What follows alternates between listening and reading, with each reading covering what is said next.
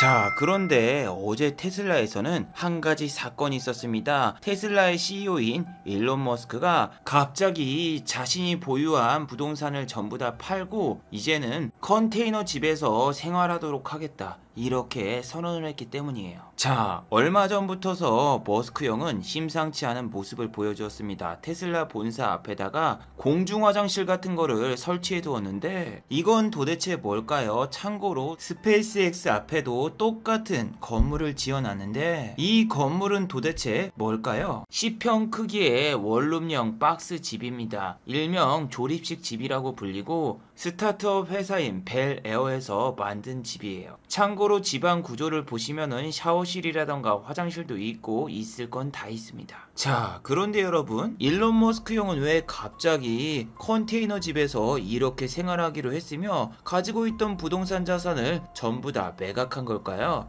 그 이유는 바로 머스크 형은 지금 탈세 의혹에 시달리고 있습니다. 최근에 트위터를 이용해서 도지코인이라던가 베이비 도지코인을 홍보하면서 어마어마한 시세 차익을 노렸고, 또 그렇게 돈을 벌었어도 코인 자체가 세금을 내지 않기 때문에 머스크 형이 가지고 있는 자산에 비해서 터무니없는 소득세를 내고 있어요. 그래서 세간을 인식해서 부동산 자산을 전부 다 매각하고 벤처회사에서 만든 조립식 집에서 살고 있는 거죠. 그리고 두 번째 이유는 일론 머스크 씨는 이 스타트업 기업에 지분 투자를 했기 때문에 본인이 이렇게 집에서 사는 거를 홍보해주면은 나중에 이 회사가 주식 상장이 되었을 때는 본인이 어마어마한 시세 차익을 노릴 수 있기 때문이죠. 일론 머스크 씨는 오늘도 새로 나온 베이비 도지코인을 트위터에 홍보하고 있는데 참 못난 사람이네요.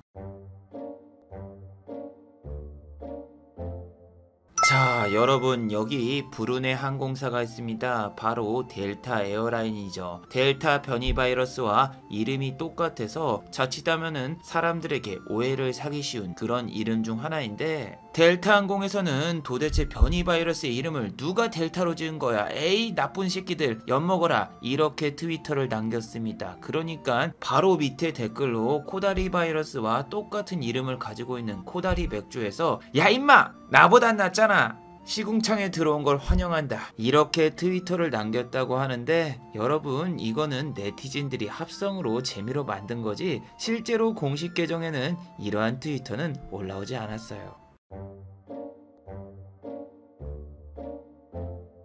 자, 여러분, 어제는 다우지수가 하락했는데도 불구하고 어린이들의 친구 월트 디즈니는 4.15%나 상승이 나왔어요. 도대체 다른 여행 섹터라던가 레저 관광 섹터는 다 내렸는데 디즈니랜드를 운영하고 있는 월트 디즈니는 왜 이렇게 크게 상승이 나왔을까요? 자, 디즈니에서는 최근에 블랙 위도우라는 영화를 개봉했는데 영화가 크게 흥행을 하자 월트 디즈니의 주가도 이렇게 크게 상승이 나온 거죠. 이건 미국뿐만이 아니라 한국도 마찬가지예요. 지금 주간 박스오피스 1위가 뭐죠? 예, 블랙 위도우입니다. 그런데 블랙 위도우를 보신 우리 시청자 여러분들은 어떠셨나요? 저 같은 경우에도 어제 새벽에 블랙 위도우를 심야 영화로 보고 왔습니다. 최근에 심야 영화가 거의 없는데 블랙 위도우만큼은 심야 영화를 운영하고 있더군요. 자, 여러분, 제가 스포를 안 하고 블랙 위도우에 대한 평가를 해드리자면, 일단 여러분, 생각보다 러닝타임 시간이 길어요. 러닝타임 시간이 총 136분이라서 제가 영화를 보면서 화장실을 2번 정도 다녀왔습니다. 그리고 새벽인데도 불구하고 커플들이 너무너무나 많았습니다.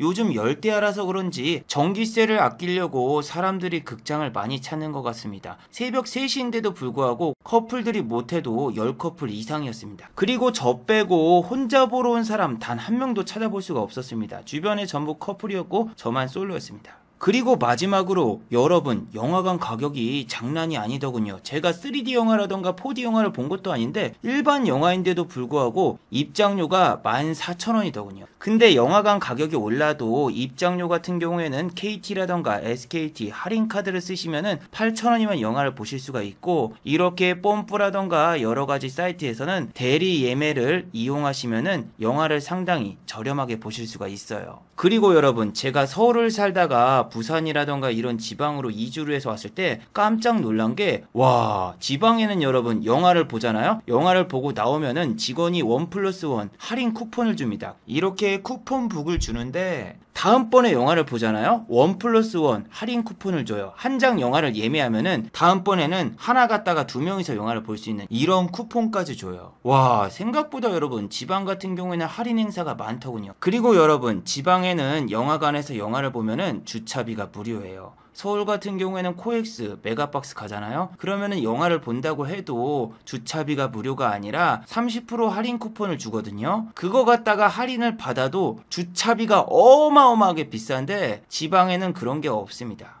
자, 미국의 월트 디즈니가 블랙 위도우 때문에 주가가 상승했다라면 한국의 영화관 관련주도 주가가 상승했을까요? 그건 아니더군요. 자, CJ CGV 같은 경우에는 어벤져스가 개봉을 하면은 주가가 상승하는 그런 경향신문 같은 경향이 있는데, 제이 콘텐츠리는 말이죠. 니코니코니 러브라이브 개봉하잖아요. 주가가 상승합니다. 자, CJ CGV와 다르게 메가박스 같은 경우에는 애니메이션을 자주 상영하는데, 애니메이션을 여러분 그냥 보는 게 아니라 콘서트처럼 말이죠. 일어서서 응원을 하면서 볼 수가 있어요. 그래서 메가박스에서 러브라이브를 개봉하잖아요. 그러면은 매니아분들이 수십 번을 다시 봐요. 왜냐하면은 이 열기를 말로 말할 수가 없어요. 제가 이 현장에 직접 가봤는데, 와, 무슨 콘서트 보는 것처럼 사람들이 정말 열광의 도가니탕이었습니다. 특히 여러분 뉴스에도 나왔었잖아요. 러브라이브를 이렇게 보면서 사람들이 발을 구르고 콘서트처럼 팍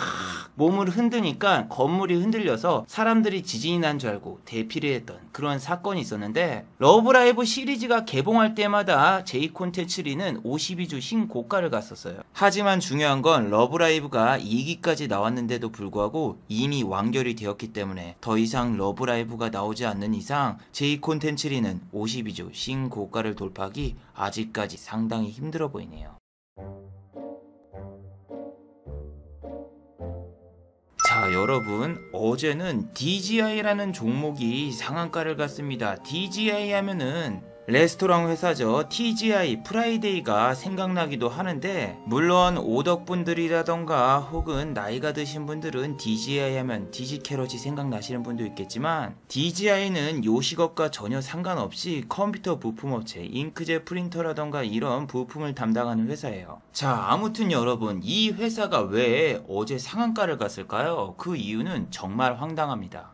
자, 여러분, 제가 올린 여기 특집 영상들을 보신 분들 다들 기억하고 계시죠? 자, 애니능률이라는 회사는 애니능률의 CEO가 윤석열 씨와 똑같은 파평윤 씨라서 주가가 이렇게 300% 이상 올랐어요. 그뿐만이 아니에요. 이준석 씨 관련주 삼영화학 같은 경우에는 삼영화학의 대표이사가 광주이 씨라는 이유 때문에 주가가 2배 이상 오른 모습을 보실 수 있거든요. 자, 그러면 여러분 여기서 눈치를 채셨겠죠? DGI 역시 마찬가지로 DGI의 대표이사가 최동호 씨인데, 최동호 씨는 해주 최씨라는 이유 때문에 DGI가 어제 상한가를 갔어요. 아니, 우리나라가 아무리 학연, 지연, 혈연 이런 게 중요하다고 해도 족보 가지고 이렇게 주식을 올리니까 정말 할 말이 없네요.